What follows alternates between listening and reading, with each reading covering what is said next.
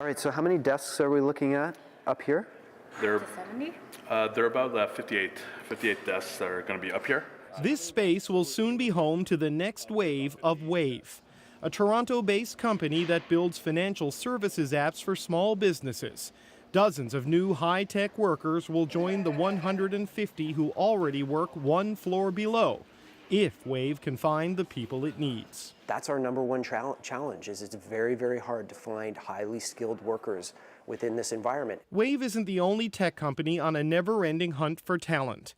Experts in this field agree that by 2020, it will face a shortage of 220,000 workers. It's an enormous opportunity, but also a significant challenge. Technology is creating new jobs almost as fast as it's destroying old ones. Automation is eliminating jobs rapidly at every level of the economy, where even the McJob is being done by a machine.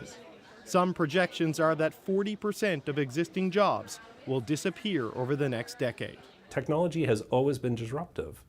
What's changed this time around is the speed at which it's happening. Economist Craig Alexander says the workplace is changing faster than the labor market or the education system can adapt. So we have a situation where we have people without jobs, and we have jobs without people. 220,000 jobs without people by 2020, in one of the few sectors that reliably offers good jobs at a good wage. Canada simply isn't training enough people to fill the jobs that are out there, and many that do have the skills leave.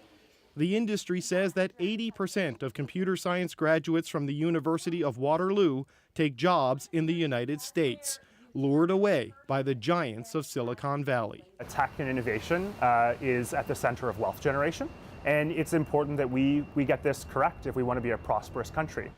Getting it correct in this budget means, among other things, more federal investment in co-op programs for tech students and graduates. We need more good people too, to get them into the workforce and forge a connection with companies like Wave, to keep them in Canada and allow Canadian companies to grow. That's where generation of tax revenue comes from, and that's ultimately how we'll fund the social programs that we enjoy in this country.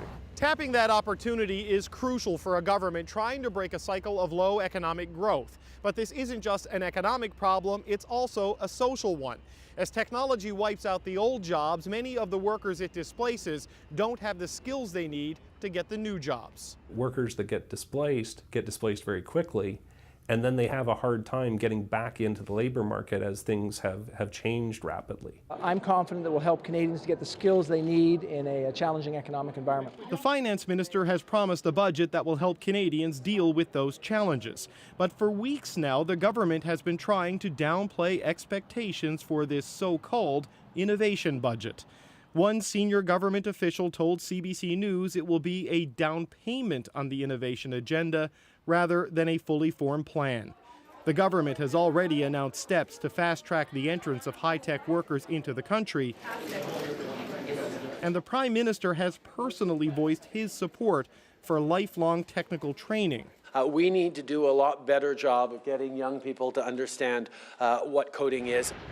But the government already spent big on infrastructure and child benefits in its first budget, and tight finances have scaled back its ability to deliver the full suite of training and retention programs companies like Wave are looking for, making it tough to close that 220,000 job gap by 2020. I think the consequences are very much that the technology companies here will not grow at the pace in which they could. And that has a detrimental impact on the economy. These are very high-paying jobs.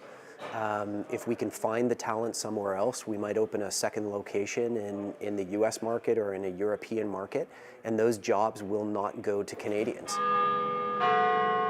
And that's the dilemma the government faces as it prepares to deliver its second budget. Can a budget short on new spending foster the innovation boom the country needs? And will it be enough to make sure the next great Canadian tech company stays in Canada? David Cochran, CBC News, Ottawa.